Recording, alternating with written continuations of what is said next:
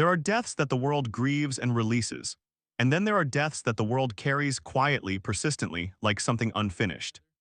Like a door that was never quite closed all the way. When Judy Garland died on June 22, 1969, the news spread fast. The shock spread faster. She was 47 years old, found alone in a London bathroom. Gone before anyone could reach her. The world stopped briefly. The funeral drew thousands of people who had never met her but felt somehow that they had lost someone they knew. And then life moved on the way it always does, whether we are ready or not. But something about Judy never quite settled into the past. Maybe it was the way she had lived, too bright, too wounded, too honest for a world that preferred its stars polished and unbothered. Maybe it was the industry that had shaped her, consumed her, and handed her back to audiences with a practiced smile and a borrowed costume. Maybe it was the questions, the ones that hovered around her final years, her final months, her final hours at questions that were never given clean or satisfying answers. For nearly 5 decades, she lay at rest. The world had moved on. New generations had found her through a yellow brick road, through a pair of ruby slippers, through that voice, that impossible, heartbreaking voice that somehow carried both joy and grief in the very same breath. A voice that felt like it understood something about longing that most people never say out loud. And then, 48 years after her death, something happened. Her coffin was opened. What followed was not simply a moment of historical curiosity. It was the beginning of something quieter and more unsettling, a slow reopening of questions about who Judy Garland truly was, what had really been done to her, and whether the story the world had accepted was ever the whole truth. Some answers surfaced, but they arrived with company, darker questions, the kind that settle into your thoughts and stay there long after you wish they would leave. To understand what was found, you first have to understand who was lost. And that means going back, further back than the fame, further back than the films, back to the beginning of a life that was extraordinary and painful almost from the very start. Judy Garland was not simply a star. That word feels too clean, too small, too convenient for what she actually was. She was a phenomenon. A force of nature wrapped inside a human being who was, underneath everything, just a girl trying to find solid ground. Born Frances Ethel Gumm in 1922, in Grand Rapids, Minnesota, she came into the world as someone unremarkable on paper. But there was something in her, something in the way she opened her mouth and let sound come out, that made people stop and feel things they hadn't expected to feel. Her voice had a quality that is genuinely difficult to describe. It reached people somewhere behind the chest, in that quiet space where real emotion lives. There was longing in it, and honesty. A kind of sadness that felt deeply familiar, like the particular ache of wanting something just out of reach and not being entirely sure what that something is. She was discovered young. Pushed even younger. By the time she was 16, she was already carrying the weight of a studio's expectations on shoulders that hadn't finished growing. MGM saw in her something rare and immediately began to use it, completely, and without much concern for what the using might cost her. The stories from those early Hollywood years are the kind that make you go quiet. Pills to wake her up for early call times. Pills to put her to sleep when the day was done.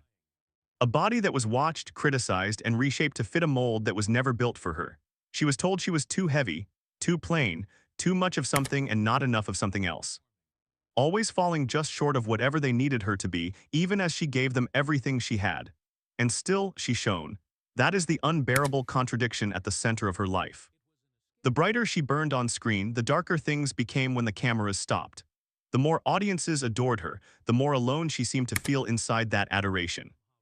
The more she gave, the more was expected, until the line between generosity and depletion completely disappeared. By the 1960s, her life had become a kind of ongoing public tenderness, something people watched with a complicated mixture of admiration and sorrow. Marriages that arrived with hope and ended with heartbreak. Financial difficulties that never resolved no matter how many stages she stood on. Performances that were transcendent one night and devastating the next. She moved to London in those final years, married for the 5th time, and for a brief and fragile moment seemed to find something resembling peace. But the ground beneath her feet had never truly been solid. It had been shifting since she was a child. When she died in June of 1969, the official finding was an accidental overdose of barbiturates. She had taken more than her prescribed amount of sleeping medication. Her body, after decades of pharmaceutical dependency that had begun in childhood, simply gave way. That was the official story. And for a long time, for most people, it remained the only story. But history has a way of returning to the things that were closed too quickly, and eventually it returned to her. After the funeral, after the grief, after the crowds of mourners who lined Manhattan streets just to be present in some small way, Judy Garland was laid to rest at Ferncliff Cemetery in Hartsdale, New York. A quiet place, a private place, the kind of resting ground that feels deliberately removed from the noise of the world. And there she stayed, sealed away from the spotlight that had defined nearly every moment of her living years. For decades, the conversation around her death stayed within familiar boundaries. The overdose, the dependency, the troubled final chapter of an already troubled life. Books were written, documentaries were produced. Her daughter Liza Minnelli moved through the world carrying that extraordinary inheritance, living proof that something genuinely singular had existed and passed through. But underneath the accepted version of things, there had always been loose threads. Small details that careful readers and serious biographers would occasionally note quietly and then move past, because there wasn't quite enough to hold. Mickey Deans, her fifth husband, had been with her in those final weeks. He was the one who found her. He was the one who called for help. And in the years that followed, his recollections of her final days shifted in subtle ways, nothing dramatic, nothing that loudly contradicted itself, but enough to make thoughtful people pause. There were also questions about the medication found in her system. The amount was significant. High enough that some who studied the case privately wondered whether it spoke to a tolerance built painstakingly over years. Or to something else entirely, though no official body ever pursued that thread with any seriousness. The word accidental was applied, and it remained the word. The years continued to pass. The world kept moving. The ruby slippers were put in glass cases. The yellow brick road became a symbol for longing for home, for the very human ache of wanting to belong somewhere safe. And quietly somewhere beneath a peaceful New York lawn, the questions rested alongside her. Then 2017 arrived, and something changed. It did not begin with fanfare. There was no dramatic public announcement, no headlines arriving first. The decision to open Judy Garland's coffin came as part of a practical process, a relocation of her remains driven by family wishes. With the goal of moving her to a mausoleum better suited to preserving her memory with the permanence she deserved. Hollywood Forever Cemetery in Los Angeles became the chosen destination, a place that already held many of the great departed figures of Hollywood's golden era. A place her family believed was more fitting, more lasting, more aligned with what she had meant to the world and to the art form she had devoted her life to. When the casket was opened as part of that transfer, what those present encountered was not what many had anticipated.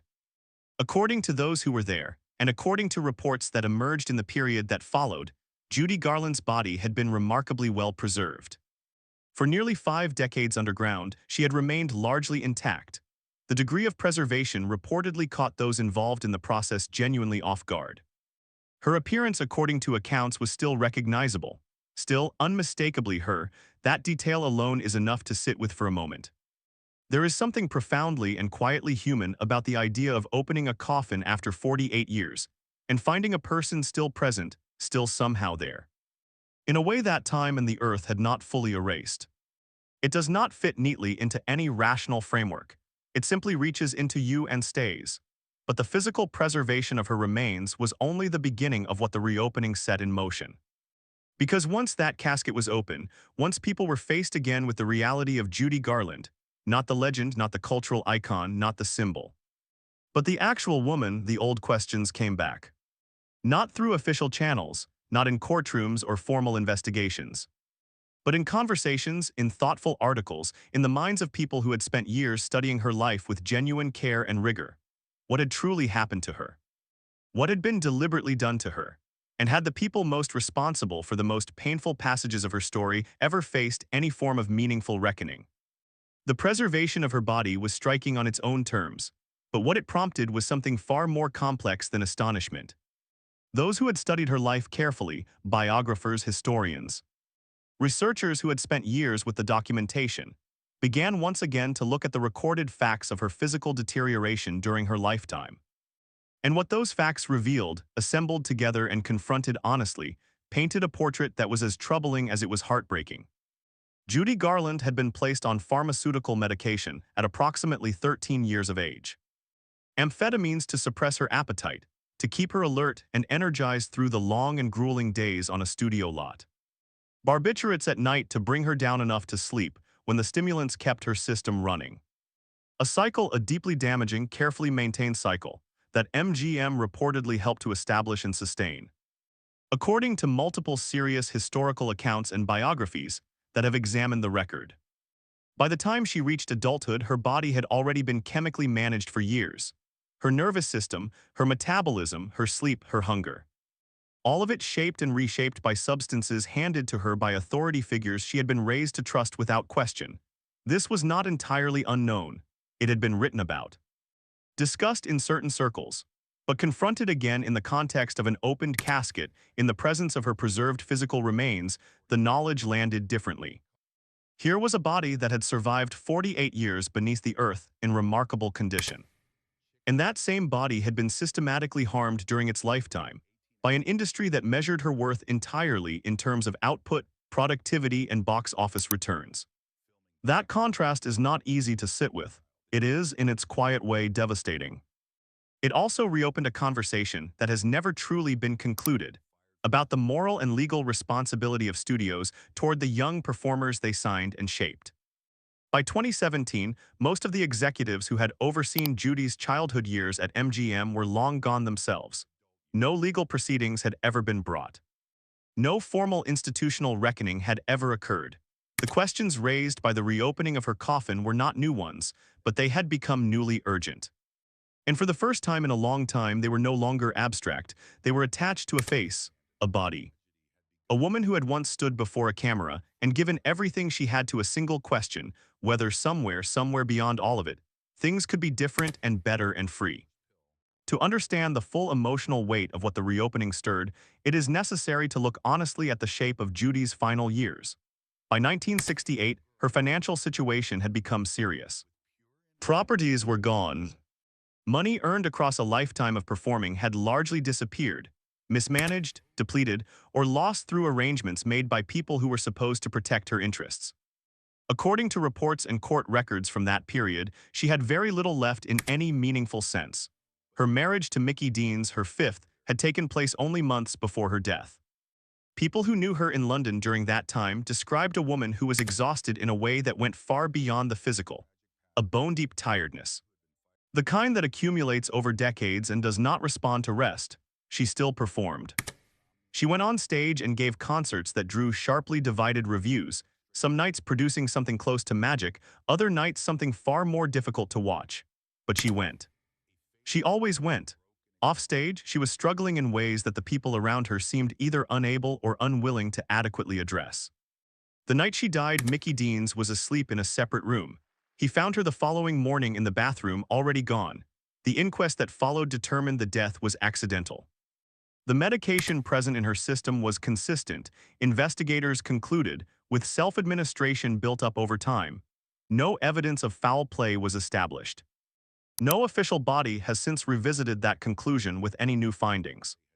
And yet questions have been raised carefully by serious researchers and biographers rather than tabloids, about whether the people closest to her in those final months were genuinely looking after her well-being, or whether their interests lay elsewhere.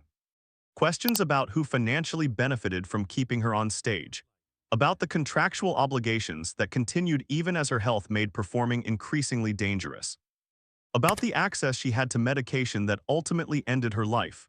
These are not accusations. No court has made any such finding.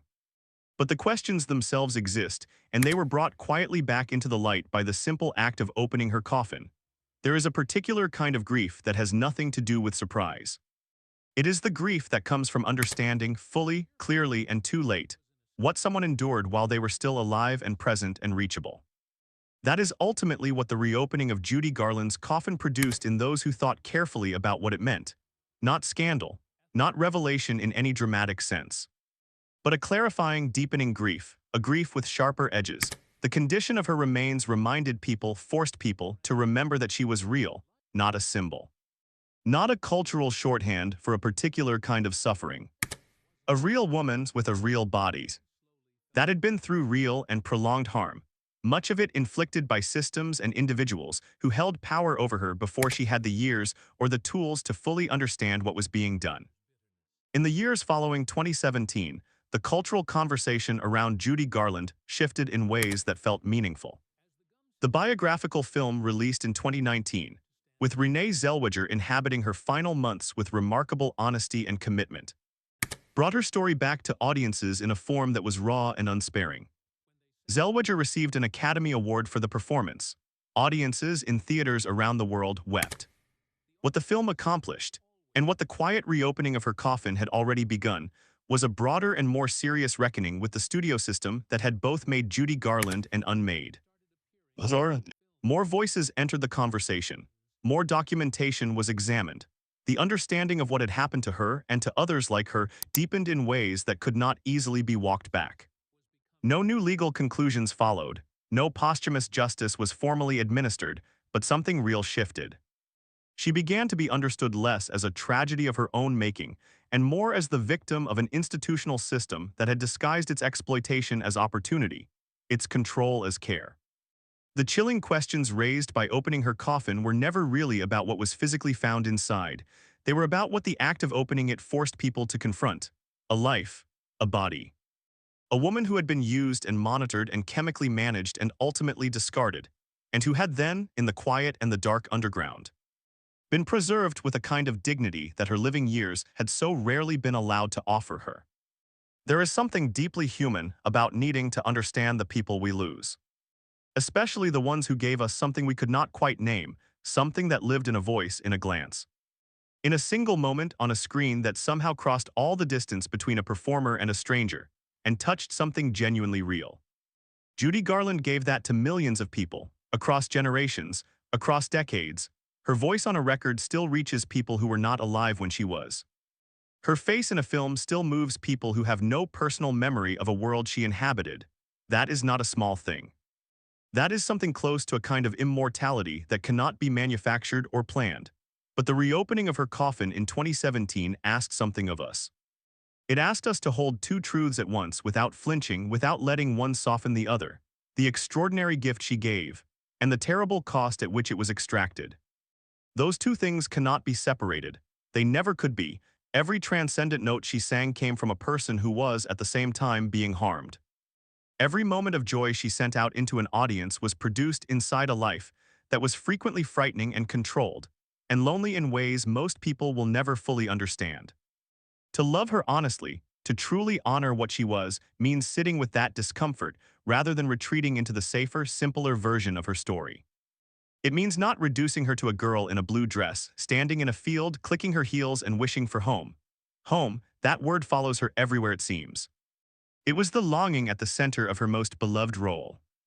It was, by all accounts from those who truly knew her, the longing at the center of her actual life, a search for safety, for stillness, for a place where she could simply exist without being measured or managed or consumed. She never fully found it, not in any lasting or reliable way. What the questions raised by her reopened coffin ultimately bring us back to is something both simple and serious. A world that claims to love its artists carries a responsibility that does not end at the edge of the stage. It extends into the conditions those artists are asked to endure, into the protections, or the lack of them, afforded to the young and the vulnerable and the gifted before they are old enough or strong enough to protect themselves. Judy Garland's story is not sealed in the past. It resonates forward into ongoing conversations about how industries treat the human beings who make them wealthy and relevant and lasting. About what accountability looks like when the people most responsible are no longer alive to face it. About whether admiration, even genuine and deeply felt admiration, is enough. She deserved better. That is not a complicated conclusion to reach. It is, in fact, one of the simplest. And it may be the most important thing that 48 years in the ground and the quiet, unexpected opening of a coffin ultimately confirmed. Not through scandal, not through revelation. Just through the soft and aching truth of a life that burned with everything it had, in a world that never quite gave back what it took. If this story reached you, if it made you pause or feel something or look at something differently, then it did what it was meant to do. Stories like this one deserve to be heard and to be shared, not because they are comfortable, but because they are true. Leave a thought in the comments if something stayed with you. What did you carry into this that you're leaving with changed? This channel exists for exactly these kinds of stories, told with care, told with honesty, told with the full weight they deserve. If that matters to you, subscribe. We choose every story because it asks something real of us. And this one, perhaps more than most, asked quite a lot.